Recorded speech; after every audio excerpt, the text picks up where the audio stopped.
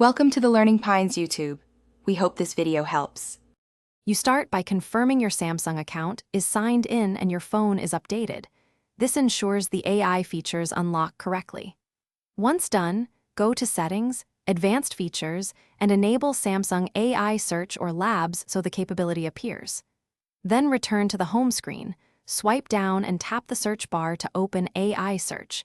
You'll see the AI chat and query field. This first step gets the tool active and visible, so you can begin composing intelligent searches right away. You'll now craft effective prompts. Start with a concise question and add context like dates or goals so the AI knows what you want.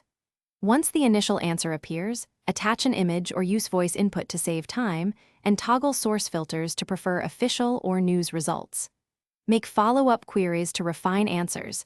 Ask it to summarize, compare options, or provide step-by-step instructions, because iterative prompts lead to clearer, more actionable responses in the middle of your workflow. Finish by saving important answers to notes or pinning them to your home screen for quick access. You can also share results directly through messages or email.